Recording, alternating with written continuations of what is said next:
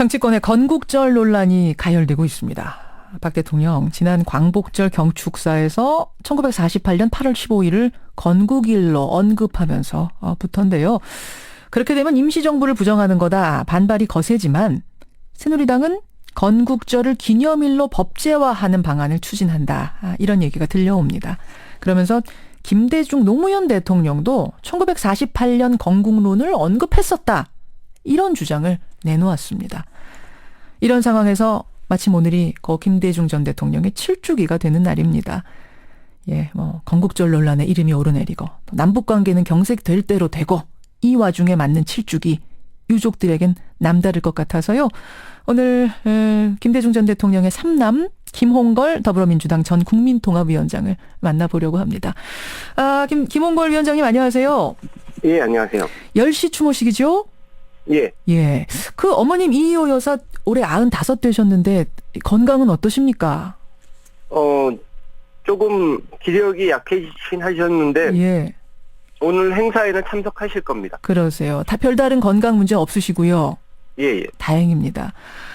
매년 돌아오는 날이긴 합니다만 매년 상황이 다르니까 그때 유족들 느낌도 조금씩 다르실 것 같아요. 올해는 어떠십니까? 예. 그동안에 돌아가신 어른의 업적이 이 새누리당 정권 아래서 많이 훼손이 돼서 안타까웠었는데 그래도 지난 총선 이후에 정권 교체 가능성이 좀 더 점점 보이면서 이제 좀 희망이 생기는 그런 상황이죠. 훼손이 됐다 하시면 예를 들면 어떤 걸까요?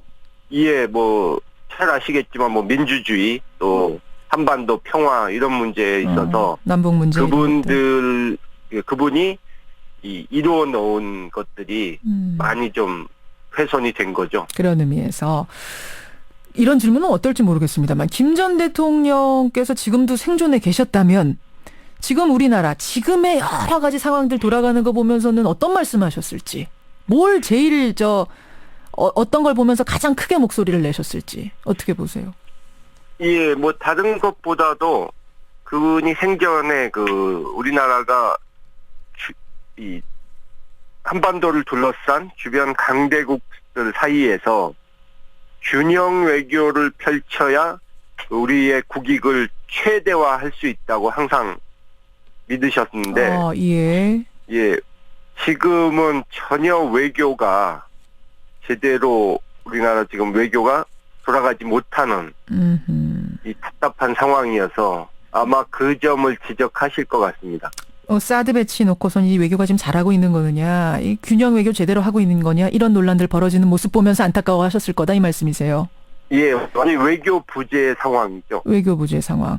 글쎄 김대중 대통령 살아 계셨을 때 사드 얘기가 나왔던 건 아닙니다만 지금 계셨다면 그러면은 이 배치에 대해서 좀 부정적이셨을까요? 그렇다고 봐야죠. 그러니까 그 당시에 사드는 없었지만 예. 그 전후에도 계속해서 이 MD 미사일 방어 체제에 우리를 끌어들이려는 그런 시도는 있어 왔지 않습니까? 그렇죠. 근데 우리나라의 어느 정권도 지금까지는 거기에 참여하지 않은 것이 우리나라의 국가 안보에 도움이 안 될 뿐더러 이 신냉전 시대를 자칫하면 만들어낼 수 있기 때문에 예, 평화를 위해서 그것에는 참여를 하지 않은 것이죠.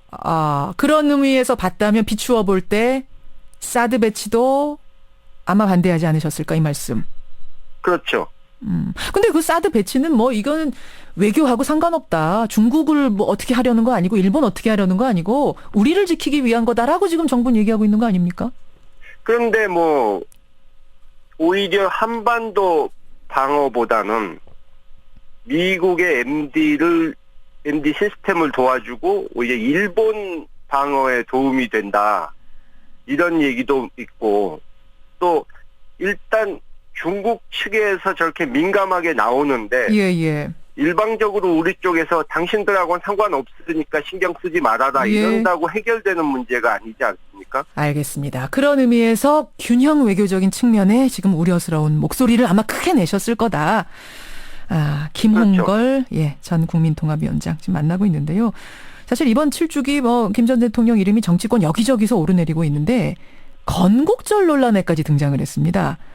새누리당 김용태 의원의 주장인데 김대중 전 대통령 역시 1998년 광복절에 경축사를 하면서 건국 50년이라는 표현을 분명히 하셨다. 그러면서 제2의 건국운동을 펼쳐나가자라고까지 제안을 하셨다. 노무현 대통령도 광복절에 건국이란 표현을 썼다. 이번에 문재인 대표가 박근혜 대통령 경축사를 비난한 그 표현대로라면 김대중 노무현 전 대통령도 얼빠진 사람이 되는 거냐. 이런 표현을 문 대표가 쓰셨죠. 그렇게 되는 거냐라고 반문을 했습니다. 이거 어떻게 생각하세요? 늘 하듯이 그분들이 또 억지 주장을 하고 있는데요. 이제 잘 아시겠지만 같은 단어도 누가 어떤 의도를 가지고 쓰느냐에 따라서 좀 다른 것이 아니겠습니까? 예. 그 두 분 대통령께서 건국이란 표현을 쓰신 적이 있는 것은 사실인데, 예를 들어서 제2건국운동도 과거의 독재, 권위주의적인 나라에서 새로운 민주주의에 기반을 한 나라로 만들어가자 하는 표현으로 쓰신 거고, 두 분 모두 다 48년이 대한민국 원년이다, 또 그런 임시정부의 법통을 부정하는 시도, 이것에 대해서는 분명히 안 된다.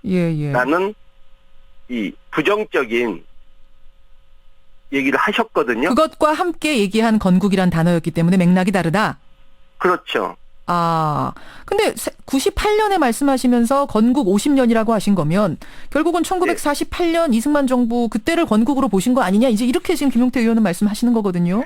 그러니까 정부 수립을 건국이 표현을 때에 따라서는 할 수도 있는 것인데 문제는 아예 저쪽의 의도는 이 임시정부의 법통을 부정하고 건국절을 공식적으로 만들겠다 하는 식의 노골적인 시도이기 때문에 의도나 성격이 다른 것이죠. 의도나 성격이 다르다. 건국절을 만들기 위한 그 목표를 향해서 가면서 나온 건국이란 단어와 그게 아닌 상황에서 나온 이승만 정부 수립일을 말하는 그 건국의 의미는 다른 의미의 건국이다.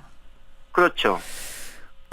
아버님 살아 계실 때 건국절 얘기 이런 거 그때도 나왔는지 모르겠습니다. 그때도 분명히 반대하셨어요? 그때는 전혀 들은 기억이 없습니다. 없어요? 제가 알기로는 2006년경에 우익 학자들에 의해서 뉴라이트 본격적으로 이것이 제기됐다고 저는 알고 있습니다. 그럼 지금 일각에서 김대중 전 대통령도 건국절 얘기했다 뭐 이런 얘기들은 펄쩍 뛰시겠네요 지금 하늘에서. 건국절이라는 것은 말이 안 되는 얘기죠. 말이 그 당시엔 있지도 않았으니까. 알겠습니다. 여기에 대해서 김용태 의원이 또 어떤 답을 하실지 모르겠습니다만 여하튼 건국절은 분명히 반대다. 임시정부를 부정한 적 한 번도 살아계실 때 없다. 이 말씀 분명히 하셨어요. 그렇죠. 그나저나 오늘 추모식에는 야권 인사들 많이 참석을 하시죠? 그럴 것으로 알고 있습니다. 일각에서는 지금 DJ 마케팅이 벌어지고 있다. 뭐 이런 평가도 나오던데 가족이 보시기엔 어떠세요? 글쎄요. 아까도 말씀드렸다시피 이제 정권 교체 가능성이 점점 높아지고 이제 대선이 얼마 남지 않았기 때문에 그렇게 비춰지는 것 아닌가 그런 생각입니다. 그렇게 그러니까 여기저기서 국민의당도 그렇고 더민주도 그렇고 어떻게 보면 야당 원래 몸담았던 당이 지금 찢어진 상태 아니겠습니까? 그 상황에서 너도 나도 우리가 DJ 정신을 계승하고 있다라고 얘기하고 있는 이 상황이 글쎄요. 김 전 대통령이 보면은 좀 찹찹해하실 상황 아닌가요? 그렇죠. 말로는 다 계승한다고 그러는데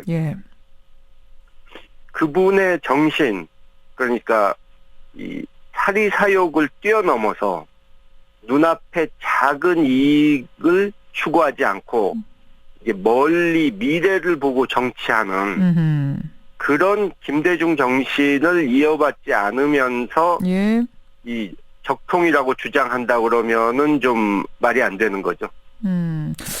아니 이제 이렇게 갈라진 상황에서 대선을 치르는 게 과연 맞는 것인가. 김 전 대통령은 항상 야권의 단합, 통합 중시했던 분인데 그런 의미에서 볼 때라도 내년 대선 전에 야권이 다시 하나가 돼야 되지 않겠느냐. 야권 통합 아니면 최소한 야권 연대라도 해야 되지 않겠느냐. 이런 얘기들도 나오는데 그건 어떻게 보십니까? 지금 시점은 저는 야권 통합 연대를 시급히 얘기할 때는 아니라고 보고요.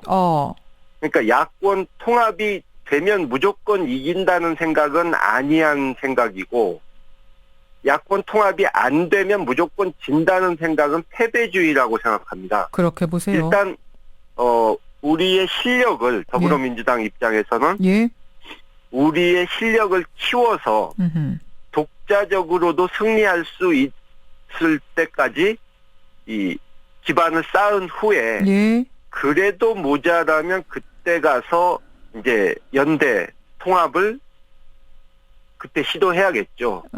근데 지금부터 정치공학적인 계산을 하고 있다면 그것은 좀 바람직하지 않다. 그렇게 봅니다. 지금부터 연대 통합 입에 올릴 일은 아니다. 그건 오히려 패배로 가는 길이라고 보시는 거군요. 그렇죠. 예, 알겠습니다.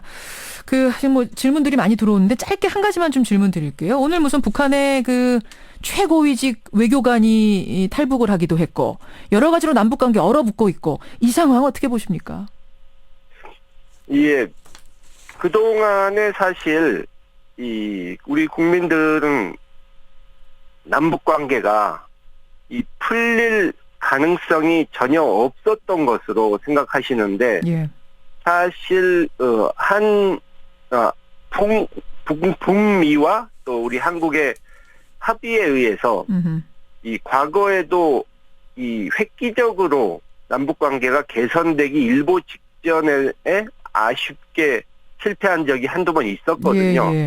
그렇기 때문에 답답하더라도 인내심을 가지고 북측과 대화를 하고 우리가 북측을 움직일 수 있어야 이 남북 문제에 있어서 우리가 주도권을 가질 수 있지 무조건 대책 없는 강경론만 내세우면 결국 그 주변 강대국들에게 끌려가는 상황이 되기 때문에 우리로서는 굉장히 국익에 손해를 볼 수 있다는 것이죠. 알겠습니다. 예. 여기까지 오늘 말씀 듣고요. 10시 추모식 잘 치르시고요. 특히 이호 여사 건강하시기를 바랍니다. 예, 감사합니다. 예, 고맙습니다. 예. 고 김대중 전 대통령의 3남이죠. 김홍걸 전 더불어민주당 국민통합위원장 오늘 추모식 아침에 만나봤습니다.